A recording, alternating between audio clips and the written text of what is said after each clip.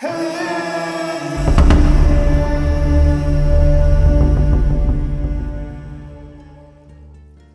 Price of Happiness. It was a crisp autumn evening when Victor Hawthorne, a wealthy businessman known for his cold demeanor and sharp mind, decided to visit his old friend from childhood, Isaac Blackwood.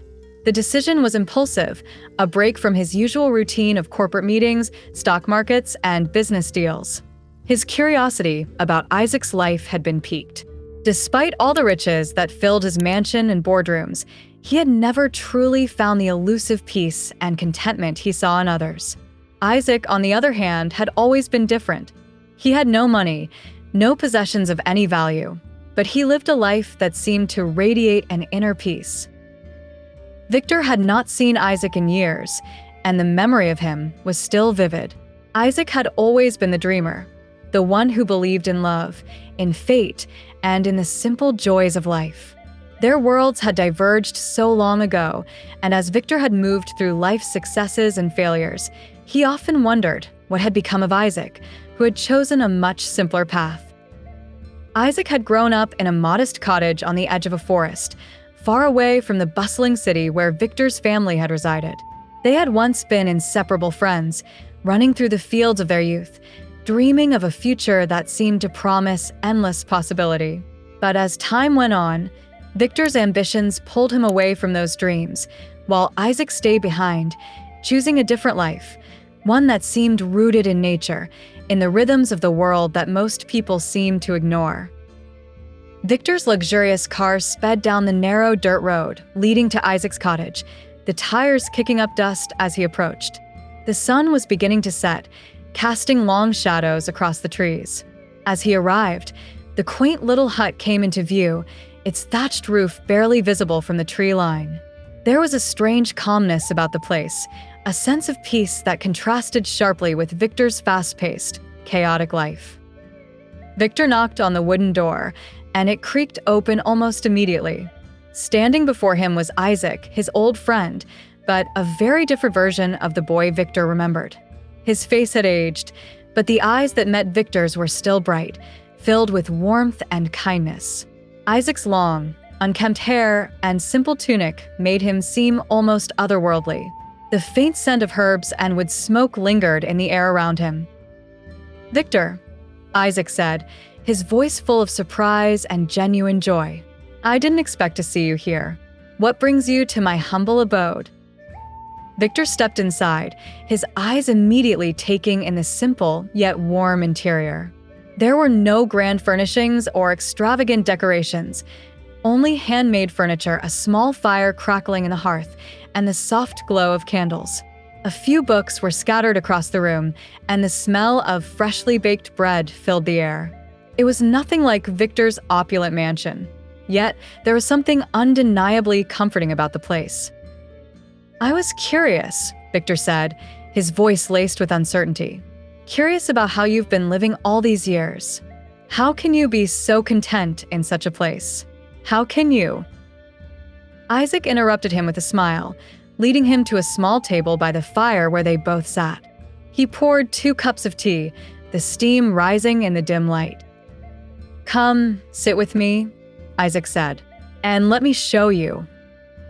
Victor watched, confused, as Isaac reached for an old, worn notebook from the table and opened it. On the first page was a simple, handwritten quote: "Happiness is not in what we have, but in how we live." Isaac glanced at Victor.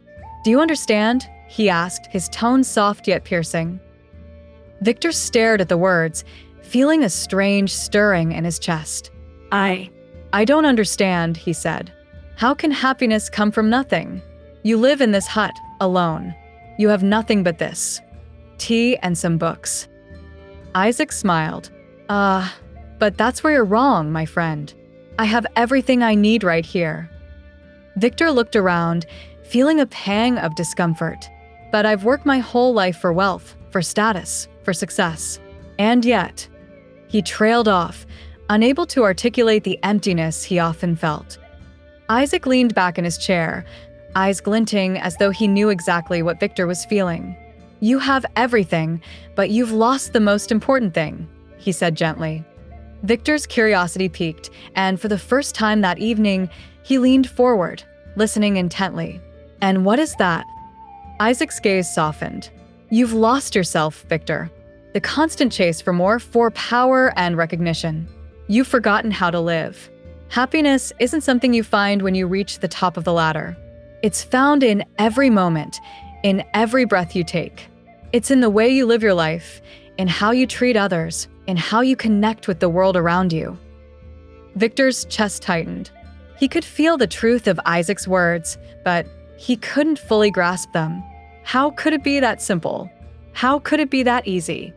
Isaac continued, You've been so focused on what's out there, on what's next, that you've forgotten to see what's right in front of you. You've spent your life collecting things, houses, cars, money, but none of that brings peace. Peace comes from the inside. It's a quiet understanding that you are enough, just as you are. The fire crackled, and Victor's mind raced. The world he had built for himself, the empire of wealth and success, suddenly seemed hollow. He had everything he wanted, and yet he felt nothing. Isaac stood and walked to the window, looking out at the darkening sky. When I was young, I thought I needed more too. But I learned that the world has a way of showing us what we truly need when we stop chasing it. Victor felt a chill in the air as Isaac's words sank in. He could see the truth in them, but it felt like an impossible dream. But what do you do, Isaac? He asked, his voice barely a whisper. What do you do when you have nothing but your thoughts? Isaac turned, his face alight with a quiet smile. I live. I live with the earth, with the seasons, with the people around me. I find joy in the simplest things. I know the sounds of the birds, the feel of the wind, the warmth of the sun. I know the touch of a hand, the laughter of a friend, and that is enough for me. Victor sat back, staring at his old friend. The words lingered in the air like a secret he couldn't quite unlock. The evening stretched on, and as the fire burned lower, Isaac shared more of his philosophy, the way of life that had kept him grounded and at peace. And as the night grew deeper, Victor began to understand. It wasn't that Isaac had nothing. It was that Isaac had learned to be grateful for everything he had, for the life he led. Suddenly, there was a knock at the door, a soft, tentative sound. Isaac went to answer it, and Victor followed, wondering who could be visiting at such an hour. Standing outside was a woman, her face pale and drawn, her clothes tattered and dirty. She looked as though she had walked for miles, desperate and lost. Isaac took one look at her and immediately ushered her inside. Come in, my dear, Isaac said warmly. You're safe now. The woman stepped in, her eyes wide with exhaustion. I don't know where I am. I've been wandering for days. Isaac nodded and motioned for her to sit. Rest, my friend. You are welcome here. Victor watched the interaction, feeling something stir inside him. He had seen many people in his life, but the way Isaac treated this stranger, with kindness and grace, was unlike anything he had ever witnessed. As the woman settled by the fire, Isaac sat beside her, offering her tea and comfort. He didn't ask for her story. He didn't question her past. He simply offered her the warmth of his hearth and the peace of his home. Victor could feel the shift in the air. The quiet magic of Isaac's life seemed to reach deep inside him, unraveling the tightly wound cords of his own existence. There was no rush, no frantic urgency. There was only peace. The woman's eyes began to soften as she spoke, telling her story of loss and hardship. As she spoke, Isaac listened, truly listened, and offered her no judgment, only understanding. It was in that moment that Victor realized the truth of what Isaac had been saying all along. Happiness wasn't something you earned.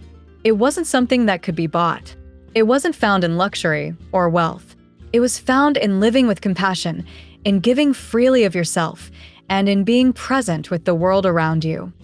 As the evening drew to a close, the woman finally left, her heart lighter, her spirit calmer. Isaac had given her more than just shelter. He had given her a glimpse of what it meant to be truly alive. Victor stayed the night, unable to tear himself away from the lessons unfolding around him. The next morning, as the sun rose over the horizon, casting a soft light over the land, Victor sat quietly beside Isaac, watching the world come to life. He finally understood. True wealth wasn't measured by what you had, but by how you lived. It wasn't in the things you collected, but in the moments you embraced.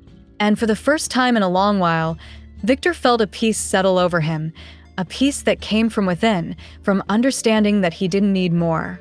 He needed to live. Isaac, without saying a word, had shown him the way. It was simple, it was profound, and it was everything.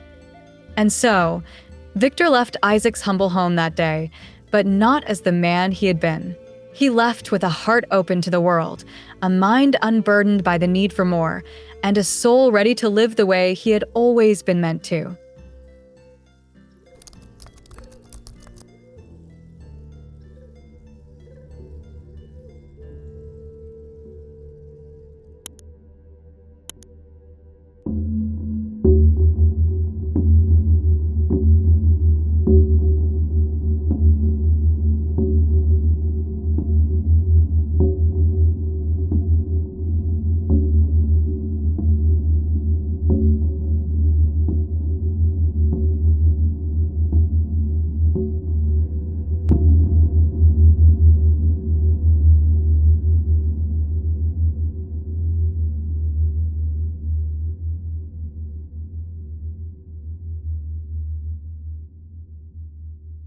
Whispering echoes.